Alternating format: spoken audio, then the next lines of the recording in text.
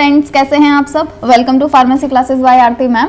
तो आज हम करेंगे जो फार्मास्यूटिकल जूरिस्प्रूडेंस का पेपर आया था 2019 और 20 में, इसके अंदर जो सेक्शन सी का एक क्वेश्चन आया था, इसको सॉल्व। इससे पहले के सारे क्वेश्चन सॉल्व हो चुके हैं। अगर आपने वीडियो नहीं देखे हैं जाके देख लेना। इसके अलावा जूरिस्प्रूडेंस के अलावा मेडिकेम और फार्माकोग्नोसी के जो प्रीवियस ईयर के पेपर हैं वो उनके भी सॉल्व होकर वीडियो डले हुए हैं। आप चाहें तो आप ये दोनों वीडियो भी देख सकते हैं। ठीक, आज हम करेंगे सेक्शन सी का जो एक क्वेश्चन आया था इसको सॉल्व। तो ये जो एक क्वेश्चन आया था ये आया था right in brief about schedule M. जितने भी शेड्यूल हैं उनमें ये एम और एक्स जो हैं काफ़ी इंपॉर्टेंट हो जाते हैं। तो एम जो है ये तो बहुत ही ज़्यादा इंपॉर्टेंट होता है। तो शेड्यूल एम के बारे में बात करेंगे आज। देखिए शेड्यूल एम जो है ना, ये बेसिकली इसके अंदर जीएमपी रिक्वायरमेंट आती है ना। अब आप याद कैसे करेंगे, शेड्यूल एम में जीएमपी रिक्वायरमेंट है तो एम देखिए इसके बीच में आ रहा है, तो आप ऐसे करके याद रख लेना इसको। जीएमपी मतलब एम फॉर शेड्यूल एम। ठीक है, तो शेड्यूल एम के अंदर जीएमपी रिक्वायरमेंट आती हैं। और जैसे कि आपको पता होगा ड्रग एंड कॉस्मेटिक एक्ट जो है इसके अंदर ए से लेकर जेड तक सारे के सारे शेड्यूल हैं। एक दो बीच में से नहीं भी हैं, है ना, लेकिन ए से लेकर जेड तक मोस्टली हैं ही, 3-4 को छोड़कर। तो वो सारे के सारे जितने भी शेड्यूल हैं उन्हीं में से ही एक शेड्यूल एम भी है। ठीक है, तो ये पार्ट है ड्रग एंड कॉस्मेटिक एक्ट 1940 का। इसके अंदर क्या है, तो इसके अंदर जीएमपी रिक्वायरमेंट है सारी की सारी मेडिसिन बनाने के लिए या फार्मास्यूटिकल्स बनाने के लिए, जिनको कि फॉलो करना होता है फार्मास्यूटिकल मैन्युफैक्चरिंग कंपनीज को या फार्मास्यूटिकल मैन्युफैक्चरिंग यूनिट्स को इंडिया के अंदर। ठीक है। अब ये है क्या बेसिकली, जो शेड्यूल एम जो है ये है क्या बेसिकली, तो ये क्वालिटी अश्योरेंस का पार्ट है ना। जैसे जब भी मेडिसिन बनाते हैं, अगर हम शेड्यूल एम को फॉलो कर रहे हैं, यानी हम अगर जीएमपी रिक्वायरमेंट को फॉलो कर रहे हैं, तो जो हमारा प्रोडक्ट बन रहा है वो क्वालिटी का बनेगा, ये हम अश्योर कर सकते हैं, है ना। तो क्वालिटी अश्योरेंस का ये एक पार्ट है जो कि ये इंश्योर करता है, ये पक्का करता है। ठीक है, इंश्योर का मतलब क्या होता है, पक्का करना। तो ये पक्का करता है कि जो भी प्रोडक्ट बन रहा है वो उसके अंदर क्वालिटी स्टैंडर्ड्स होंगे, यानी अच्छी क्वालिटी का होगा, और जिसको कि पेशेंट जो है वो अच्छे से यूज कर सकता है। ठीक है, इसके बाद में हम नेक्स्ट पढ़ेंगे, क्योंकि शेड्यूल एम जो है ये जीएमपी होता है बेसिकली। शेड्यूल एम के अंदर जीएमपी रिक्वायरमेंट होते हैं। तो जीएमपी को ही सबसे पहले पढ़ लेते हैं कि गुड मैन्युफैक्चरिंग प्रैक्टिस जो होता है ये बेसिकली होता क्या है ना। तो जीएमपी जो है ना वो कोई एक चीज नहीं होती, है ना। जैसे इवन अगर हम मेडिसिन भी बना रहे हैं तो ऐसा नहीं होता कि हम मेडिसिन बनाने के लिए जितने भी रॉ मटेरियल यूज कर रहे हैं बस रॉ मटेरियल को अच्छे से यूज कर लो तो हमारी जो मेडिसिन बनेगी फाइनली वो अच्छी होगी, है ना। ऐसा नहीं होता, कोई एक स्टेप नहीं है ये एक सेट ऑफ प्रोसीजर है। ठीक है, कोई एक स्टेप नहीं है, या हम बोल सकते हैं ये सेट ऑफ स्टेप्स है। हमें इसमें सारे के सारे जितने भी स्टेप्स हैं वो फॉलो करने पड़ेंगे, स्टार्ट से लेकर जब तक कि मेडिसिन बन नहीं जाती है। इवन जब भी वो स्टोर हो रही है तब तक भी वो सारी के सारी चीज़ों को हम अच्छे से फॉलो करेंगे, तभी जाके हमारी जो मेडिसिन है वो अच्छी क्वालिटी की बनेगी। तो उन सारे के सारे जो सेट ऑफ स्टेप्स है ना, जैसे हमारा रॉ मटेरियल अच्छा होना चाहिए, रॉ मटेरियल लाके जहाँ पे हमने उसको रखा है वो जगह अच्छे से मेंटेन करनी चाहिए। इसके बाद में हम जो रॉ मटेरियल आया है उसका क्वालिटी चेक भी करेंगे अच्छी है कि नहीं है। फिर जब इससे हम मेडिसिन बनाएंगे तो वहाँ पर जो मशीन्स वगैरह हैं वो अच्छी होनी चाहिए, जो पर्सन बना रहा है वो अच्छा होना चाहिए, वहाँ पर जो भी हम इवन वाटर भी यूज़ कर रहे हैं वो अच्छी क्वालिटी का होना चाहिए, है ना। और सारी चीज़ें यूज़ कर रहे हैं वो अच्छी क्वालिटी की होनी चाहिए, वहाँ पर टेम्परेचर मेंटेन रहना चाहिए, जिस भी एरिया में हम बना रहे हैं वो एरिया अच्छा होना चाहिए। जब बना लिया उसके बाद में भी क्वालिटी चेक होने चाहिए। उसके बाद जब हम उसको स्टोर करें तो स्टोर अच्छी सी जगह पे होने चाहिए जहां पे टेम्परेचर और ह्यूमिडिटी सब मेंटेन रख सकें, है ना। तो इतने सारे स्टेप जो हमने फॉलो करे हैं ना, तब जाके हमारी जो मेडिसिन है वो एक अच्छी क्वालिटी का बन पाया है। ठीक है, तो ये सारे के सारे स्टेप जो हमने फॉलो करे हैं ना, इन सारे के सारे स्टेप्स को ही हम बोलते हैं जीएमपी। ठीक है, यानी गुड मैन्युफैक्चरिंग प्रैक्टिस की सारे के सारे अच्छे से हमने मैन्युफैक्चर करने के लिए ड्रग को अच्छे से हमने प्रैक्टिस करी है, गुड प्रैक्टिस करी है, उस सेट ऑफ स्टेप्स को ही हम बोलते हैं गुड मैन्युफैक्चरिंग प्रैक्टिस। ठीक है, तो ये जो गुड मैन्युफैक्चरिंग प्रैक्टिस होता है बेसिकली एक सेट होता है प्रिंसिपल का या फिर प्रोसीजर्स का या फिर स्टेप्स का, जिनको कि जब हम फॉलो करते हैं, यानी जब हम या फिर मैन्युफैक्चरर जो भी बना रहा है मेडिसिन वो फॉलो करता है थेराप्यूटिक गुड बनाने के लिए। थेराप्यूटिक गुड्स का मतलब क्या होता है, मेडिसिन। ठीक है, तो जब भी थेराप्यूटिक गुड्स या फिर मेडिसिन बनाने के लिए कोई इन सब का यूज करेगा, ये जो सेट ऑफ प्रिंसिपल है या सेट ऑफ प्रोसीजर इंग्रेडिएंट हैं, इनको जब यूज करा जाता है मेडिसिन बनाने के लिए, तो ये इंश्योर करता है, नहीं पक्का करता है कि जो भी प्रोडक्ट बना है, जो भी मैन्युफैक्चर हुआ है, उसके अंदर अच्छी क्वालिटी होगी। ठीक है, अब चलिए नेक्स्ट पढ़ते हैं।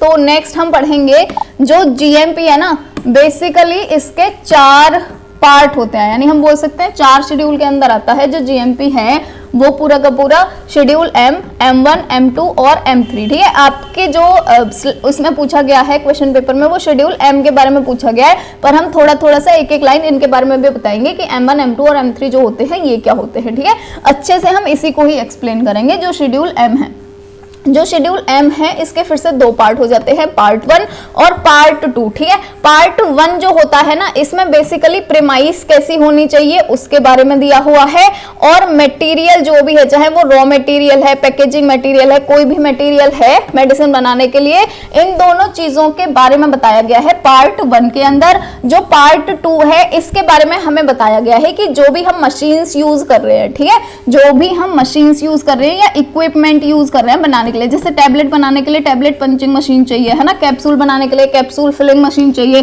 तो ये जितने भी इक्विपमेंट्स हम यूज कर रहे हैं, मशीन्स यूज कर रहे हैं, वो कैसी कैसी होनी चाहिए, किसके लिए हमें कौन सी वाली मशीन चाहिए, उसके बारे में बताया गया पार्ट 2 में। ठीक है, इसके बाद में जो पार्ट 1 है, इसके फिर से 6 पार्ट और हो जाते हैं, A, B, C, D, E और F।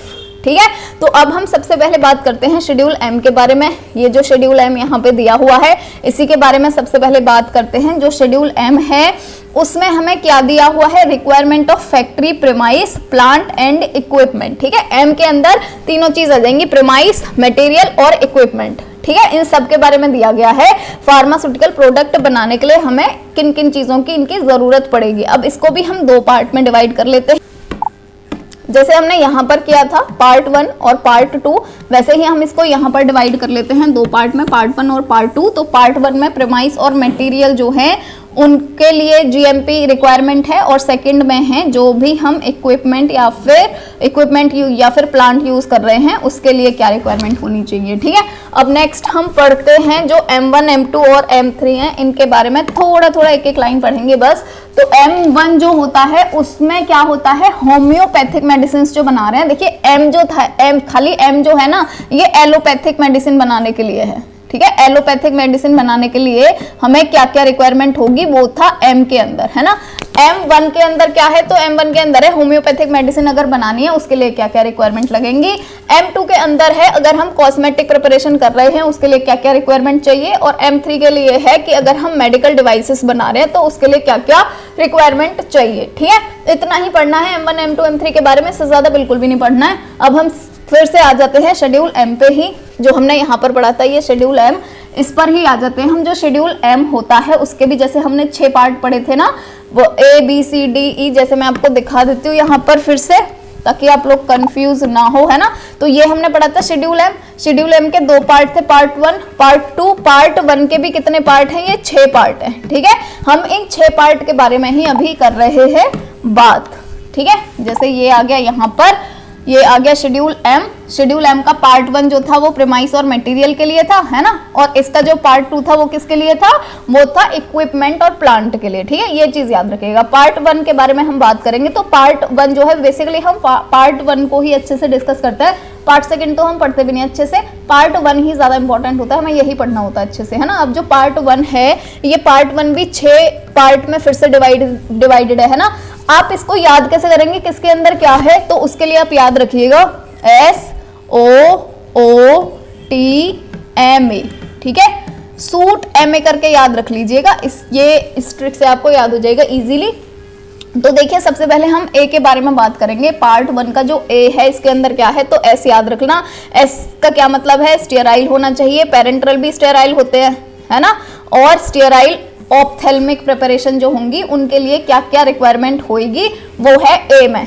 किसके लिए, A में स्टेराइल, बेसिकली आपको याद रखना है, स्टेराइल या फिर पेरेंट्रल प्रोडक्ट या फिर स्टेराइल ऑप्थेल्मिक प्रोडक्ट जो हैं उनके लिए क्या क्या रिक्वायरमेंट होनी चाहिए, वो है S इसके अंदर, A के अंदर। B के अंदर क्या है, तो B के अंदर हमें याद रखना है O से। ठीक है, और O से क्या याद रखेंगे, ओरल सॉलिड डोसेज फॉर्म। ठीक है, इसके बाद में जो नेक्स्ट C पार्ट है इसके अंदर क्या है, फिर से O ही, मतलब ओरल, और यहाँ पर लिक्विड्स। ठीक है, तो तो बी के अंदर क्या है, फिर से एक बार मैं बता देती हूँ। देखो बी के अंदर क्या है, बी के अंदर है ओरल सॉलिड और सी के अंदर है ओरल लिक्विड। ठीक है, इतनी चीज याद रखिएगा। डी के अंदर क्या है, तो हमने क्या याद करा था, सूट MA, है ना। ये SOO खत्म हो गया A B C में, अब T आया D पे। ठीक है, डी पे, तो टी से क्या हो जाएगा, टॉपिकल प्रिपरेशन। जो भी हम क्रीम्स वगैरह यूज करते हैं हाथों पे लगाने के लिए, मॉइस्चर वगैरह, वो अगर बन रहे हैं या फिर ऑइंटमेंट बन रहे हैं चोट पे लगाने के लिए, है ना, उनके लिए क्या क्या रिक्वायरमेंट चाहिए। तो टी से आ गया टॉपिकल प्रिपरेशन। ई से आ जाएगा M फॉर हो गया मीटर्ड डोज इनहेलर, या MDI करके याद रख लेना, M फॉर MDI, है ना। एफ के अंदर क्या आ जाएगा, ए फॉर हो गया API यानी एक्टिव फार्मास्यूटिकल इंग्रेडिएंट, ये आ गया एफ के अंदर। ऐसे करके याद करोगे तो आपको इजीली अच्छे से याद हो जाएगा। ठीक है, नेक्स्ट हम चलते हैं, जो शेड्यूल M है उसका जो पार्ट 1 है, उसके लिए जो प्रीमाइस और मटेरियल के जो लिए जो रिक्वायरमेंट है, अब उनके बारे में बात करेंगे। ये जो रिक्वायरमेंट है ना, ये बहुत सारी हैं, वैसे कम से कम 25-30 रिक्वायरमेंट हैं, पर मैंने जो बहुत ज़्यादा इंपॉर्टेंट हैं वो 10 से 12 निकाली हुई हैं, है ना। मुझे याद नहीं है एग्जैक्टली कितनी है, 10 से 12 के बीच में ही होंगी, या तो 10 होंगी या 12 होंगी। तो ये 10-12 निकाली है मैंने, बहुत ज़्यादा इंपॉर्टेंट, आप बस ये पढ़ लेना, इसके अलावा ज़्यादा नहीं पढ़ना, क्योंकि इतने में ही हो जाना आपका काम। ठीक है, इतने में ही आपको बहुत अच्छे मार्क्स मिल जाने हैं। तो ये इंपॉर्टेंट है, ये बहुत जरूरी है याद रखना, ये याद रख लेना अच्छे से, है ना। तो यहाँ पर जो रिक्वायरमेंट है उनमें फर्स्ट है जनरल रिक्वायरमेंट, और जनरल रिक्वायरमेंट को भी 4 में डिवाइड करा गया। सबसे पहले तो लोकेशन और सराउंडिंग कैसी होनी चाहिए, है ना। जैसे मान लो यहाँ पर आपकी कंपनी है फार्मास्यूटिकल प्रोडक्ट बनाने की, तो इसकी क्या लोकेशन होनी चाहिए और क्या इसके आसपास का एरिया होना चाहिए, आपको उसका ध्यान रखना है सबसे पहले, है ना। तो जहां पर भी आपको अपनी ये कंपनी बनानी है ना, ये ऐसी जगह पे होनी चाहिए कि जहां कंटामिनेशन ना हो जाए, है ना, आपके प्रोडक्ट के साथ। जैसे अगर यहाँ पर मान लो कोई भी और अलग केमिकल की फैक्ट्री है, कोई भी पेस्टिसाइड बनाने की है कैसी कैसी, तो वो आपके प्रोडक्ट में आके मिल सकता है ना। अगर आपकी इसके पास फैक्ट्री के पास अगर नाला वाला है ना, तो वहां से माइक्रोब आ सकते हैं इधर आपके प्रोडक्ट के अंदर। तो आपको लोकेशन का अच्छे से ध्यान रखना है। पहली बात तो कहीं कभी भी जब भी कोई कंपनी बनाते हैं तो शहर में नहीं बनाते, शहर से बाहर बनाते हैं, है ना। तो ये आ जाएगा सब लोकेशन और सराउंडिंग के अंदर की कैसी होनी चाहिए। नेक्स्ट है बिल्डिंग और प्रीमाइस। तो देखिए बिल्डिंग कैसी बनानी है आपको, या प्रीमाइस कैसा होना चाहिए, वो सब फैक्ट्री एक्ट में दे रखा है ना। फैक्ट्री एक्ट 1948 में दे रखा है कि कैसी कैसी बिल्डिंग बननी है किस किस चीज के लिए। ठीक है, नेक्स्ट है वाटर सिस्टम, कि आपकी कंपनी के अंदर जो वाटर आएगा वो कैसा होना चाहिए। तो वाटर जैसा भी आएगा ना, वो हमेशा प्योरीफाइड वाटर होना चाहिए, क्योंकि आप फार्मास्यूटिकल इंग्रेडिएंट बना रहे हो। मेडिसिन में अगर आपने गंदा पानी यूज करा तो बेसिकली वो कहाँ जाएगा, पेशेंट के पेट में जाएगा, है ना। तो आपको प्यूरिफाइड वाटर ही यूज करना है, वरना तो आपकी अगर बेकार पानी यूज करोगे, ऐसे टैप वाटर यूज करोगे, तो क्या होगा, जो आपका प्रोडक्ट है फार्मास्यूटिकल प्रोडक्ट, वो जल्दी खराब भी हो जाएगा। ठीक है, तो प्यूरिफाइड वाटर यूज करना है। नेक्स्ट है डिस्पोजेबल ऑफ वेस्ट या डिस्पोजल ऑफ वेस्ट। तो आपको कहाँ पर डिस्पोज करना है, जहां पर एनवायरनमेंट जो है उस पर कोई फर्क ना पड़े। ठीक है, जैसे सोचो यहाँ पर कोई भी वो है, यहाँ पर घर वर है ना, अगर आपने अपने जो भी वो है वेस्ट है, अगर आपने यहाँ घरों के पास में यानी शहर के अंदर ही अगर डिस्पोज कर दिया, तो ये घरों वाले लोग जो है इनके अंदर जाएगा ही, वो एब्जॉर्ब हो जाएगा और ये लोगों को तो नुकसान हो सकता है ना। तो जब भी आपको डिस्पोज भी करना है ना, अगर अपने वेस्ट को, जो भी आपकी कंपनी में वेस्ट बन रहा है, तो उसको ऐसी जगह पे जाके डिस्पोज करना है जहां पर कि कोई भी किसी को कंटामिनेशन ना हो। ठीक है, नेक्स्ट है वेयर हाउस एरिया जो है वो कैसा होना चाहिए। तो वेयर हाउस एरिया के अंदर प्रॉपर रैक होने चाहिए, बिन्स होने चाहिए, प्लेटफॉर्म होने चाहिए, और यहाँ पर जितना टेम्परेचर रिक्वायरमेंट है उतना टेम्परेचर अच्छे से सेट होना चाहिए, है ना। नेक्स्ट है प्रोडक्शन एरिया, जहाँ पर आप बना रहे हो मेडिसिन को, वहाँ का एरिया कैसा होना चाहिए। तो यहाँ का जो एरिया है ना, ये बहुत इंपॉर्टेंट चीज है यहाँ पर, कि जो प्रोडक्शन एरिया होता है ना, उसको यूनिट फ्लो में प्रोडक्शन अलाउ करना चाहिए और लॉजिकल सीक्वेंस में। देखिए इसका मतलब क्या हुआ, जैसे समझिए आपका ये है जहां पर आप प्रोड्यूस कर रहे हो कोई भी मेडिसिन, है ना। अब मेडिसिन जब भी बनाओगे तो सबसे पहले तो आपको वे करना होता है ना पाउडर्स को, तो यहाँ पर सबसे पहले वेइंग बैलेंस होना चाहिए। ठीक है, वेइंग बैलेंस के बाद में आपको क्या करना है, सबको मिक्स करना है, तो यहाँ पर मिक्सचर होना चाहिए, है ना। मिक्स करने के बाद में आपको सबको क्या करना पड़ेगा, यहाँ पर ग्रेन्यूल्स बनाने, तो यहाँ पे ग्रेन्यूलेटिंग मशीन होनी चाहिए बनाने के लिए, है ना। ग्रेन्यूलेटिंग मशीन के बाद में यहाँ पर आपके पास होनी चाहिए पंचिंग मशीन, जो पंच करेगी टैबलेट, और यहाँ पे क्या होना चाहिए, पैकेजिंग होना चाहिए। ठीक है, तो बेसिकली ऐसे सीक्वेंस होना चाहिए कि यहाँ पर सबसे पहले आपको वे करना है तो वेट होना चाहिए। अब देखिए अगर ऐसा होता कि यहाँ पे होती वेइंग मशीन, ठीक है, यहाँ पर होता सपोज करो पैकेजिंग, और यहाँ पे होता पंचिंग मशीन, और यहाँ पर सपोज करो यहाँ पर होता स्टोर और यहाँ पे होता ग्रेन्यूलेटिंग मशीन, है ना। तो आपको क्या करना होता है, सबसे पहले पाउडर बनाओगे तो यहाँ आते, पाउडर बनाने के बाद में आपको मिक्स करना है, तो मिक्सिंग इधर होती है सब सपोज, है ना। तो यहाँ पे मिक्सिंग करने के लिए आते, मिक्सिंग करने के लिए ग्रेन्यूल बनाने हैं, यहाँ आते, ग्रेन्यूल बनाने के बाद में पंच करना है, फिर ऐसे वापस आते, पंच करने के बाद में स्टोर करना है, फिर यहाँ आते, है ना। तो ऐसे भागने में इधर उधर करने में ना ऐसे मिक्सअप हो जाता चीजों का, अच्छे से नहीं रहता। जबकि अगर आप ये ऊपर वाले में देखोगे ना तो ये यूनिट फ्लो में है। यूनिट फ्लो का मतलब क्या है, एक जगह से स्टार्ट करोगे और दूसरी जगह पहुंच जाओगे। जैसे यहाँ पर आपने सबसे पहले क्या किया, यहाँ पर जो भी पाउडर है उसका वे किया, और वे करने के बाद में यहाँ पर आकर आपने उसको मिक्स किया, मिक्स करने के बाद में आपने क्या किया, इसके ग्रेन्यूल्स बना लिए, ग्रेन्यूल्स बनाने के बाद में पंच कर लिया, और पंच बनाने के बाद यहाँ पे स्टोर कर लिया, है ना। तो ये यूनिट फ्लो में ना आपको ऐसे ऐसे इधर उधर नहीं भागना पड़ रहा है, तो ऐसे यूनिट फ्लो में होना चाहिए। इसके बाद में है एंसिलरी एरिया। तो एंसिलरी एरिया क्या होता है, जहां पर हम रिफ्रेशमेंट वगैरह लेते हैं ना, जैसे कॉलेज में कैंटीन होता है वैसे ही। तो जो एंसिलरी एरिया है वो सेपरेट होना चाहिए प्रोडक्शन एरिया से। ऐसा नहीं है यहाँ पर प्रोडक्शन एरिया, यहीं पर ही आपने एंसिलरी एरिया भी बना दिया, है ना, क्योंकि वो कंटामिनेशन हो जाएगा मेडिसिन का। नेक्स्ट है क्वालिटी कंट्रोल एरिया, जो है वो कैसा होना चाहिए। तो क्वालिटी कंट्रोल एरिया में बेसिकली टेस्टिंग होती है, जो भी हमने प्रोडक्ट बनाया है उसकी। तो जितनी भी टेस्टिंग होती है, चाहे वो फिजिको केमिकल हो, चाहे बायोलॉजिकल हो, माइक्रोबायोलॉजिकल हो, या रेडियो आइसोटोप टेस्टिंग हो, सारी की सारी टेस्टिंग जो है वो सेपरेट सेपरेट होनी चाहिए। ऐसा नहीं होना चाहिए एक ही पास सबकी सब घुसा दी है एक ही रूम के अंदर, है ना, अलग अलग सेपरेट सेपरेट होने चाहिए। नेक्स्ट है पर्सोनल। पर्सोनल का मतलब क्या होता है, जैसे जो भी पर्सन मेडिसिन को बना रहा है, ठीक है, वो तो जितने भी पर्सनल हैं उनका एडिक्वेट नंबर होना चाहिए, मतलब जितनी रिक्वायरमेंट है उतने बंदे होने चाहिए। ऐसा नहीं है आपने कम बंदे रख लिए उनसे ज्यादा कम करवा रहे हो, है ना। तो एडिक्वेट नंबर होना चाहिए जिनके पास, जो भी पर्सनल हैं या जो भी पर्सन्स हैं उनके पास गुड लेबोरेटरी प्रैक्टिस होनी चाहिए, उनको अच्छे से बनानी आनी होनी चाहिए चीजें, है ना। नेक्स्ट है हेल्थ, क्लोथिंग और सैनिटेशन वर्कर्स का। तो वर्कर्स जो हैं उनको कोई भी कॉन्टेजियस डिसीज नहीं होनी चाहिए। इसमें और भी बहुत सारी चीजें होती हैं, जैसे कि उसको कैप लगाना है, उसको ग्लव्स पहनने हैं, उसको जब भी प्रोडक्शन एरिया के अंदर जाना है अपने क्लॉथ उतार के दूसरे वाले क्लॉथ्स पहनने हैं, है ना। तो मतलब हमेशा हैंड वॉश करके जाना है, ये करना है वो करना है। पर इतना ज्यादा अगर आप करोगे तो पूरी कॉपी इसी में भर जाएगी, इसीलिए जितना जितना मैंने लिखा है, इंपॉर्टेंट चीजें मैंने डाल दी हैं, आप उतना उतना ही लिख दीजिएगा, है ना। नेक्स्ट है रॉ मटेरियल। रॉ मटेरियल क्या होता है, मेडिसिन बनाने के लिए हमें जितनी भी चीजों की रिक्वायरमेंट है ना, ये सारी की सारी चीजों को हम रॉ मटेरियल बोलते हैं। तो जब भी आप रॉ मटेरियल मंगाओगे तो उसको अच्छे से आइडेंटिफाई कर लेना चाहिए, यानी पहचान लेना चाहिए कि वही है या नहीं है, एनालाइज कर लेना चाहिए अच्छे से। अब जो रॉ मटेरियल है उसको स्टोर करना पड़ेगा ऑप्टिमम टेम्परेचर पे, ताकि वो खराब ना हो, है ना। और आपको उसको लेबल भी करना पड़ेगा प्रॉपरली। जैसे आपने ये 5 चीजें मंगाई हैं तो सबके ऊपर आपको चिट्स लगाने पड़ेंगे, ताकि आप अच्छे से उसको बाद में देख पाओ कि इसके अंदर क्या है, इसके अंदर क्या है ना। नेक्स्ट है इक्विपमेंट्स, जो हैं वो कैसे होने चाहिए। तो जितने भी आपके फैक्ट्री के अंदर इक्विपमेंट्स हैं, जितनी भी मशीन्स हैं, वो प्रॉपरली इंस्टॉल्ड होने चाहिए, ताकि जो भी ऑपरेशन हम कर रहे हैं, यानी जो भी हम काम कर रहे हैं वो अच्छे से हो सके, एफिशिएंटली हो सके, और गुड क्वालिटी के इक्विपमेंट ही हमें यूज करने हैं। नेक्स्ट है डॉक्यूमेंटेशन एंड रिकॉर्ड। तो डॉक्यूमेंटेशन और रिकॉर्ड तो हमें हर चीज का करना होता है, चाहे हम रॉ मटेरियल की बात करें, चाहे हम पैकेजिंग मटेरियल की बात करें, चाहे जिस भी चीज की बात करें, सबका हमें डॉक्यूमेंटेशन एंड रिकॉर्ड करना होता है। नेक्स्ट है क्वालिटी कंट्रोल सिस्टम। तो क्वालिटी कंट्रोल सिस्टम जो है वो भी हर किसी के अंदर होएगा, चाहे वो रॉ मटेरियल है उसका भी हमें क्वालिटी चेक करना पड़ेगा, फिनिश्ड प्रोडक्ट का भी क्वालिटी चेक करना पड़ेगा, पैकेजिंग लेबलिंग मटेरियल का भी, यानी हर चीज का हमें क्वालिटी कंट्रोल करना ही होता है, ठीक है। और लास्ट जो पॉइंट है वो है standard operating procedure. Standard operating procedure क्या होते हैं, जैसे अवन होता है ना, आप अवन को कैसे कैसे उस पर इंस्ट्रक्शंस लिखे होते हैं, जहां भी आप लैब में रहते हो वहां पे एक SOPs लगी रहती है, ऐसे उसमें सारी चीजें लिखी रहती हैं कि सबसे पहले स्विच ऑन करो, उसके बाद में टेम्परेचर सेट करो, उसके बाद में ये करो वो करो, उनको ही हम बोलते हैं SOPs।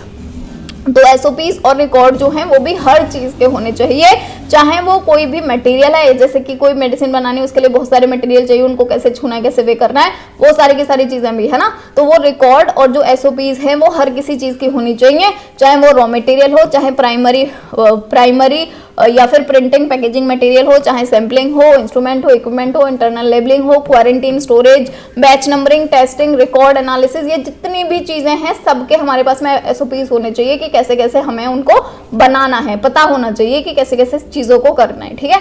तो ये था आज का वीडियो, आई होप आपको पसंद आया होगा।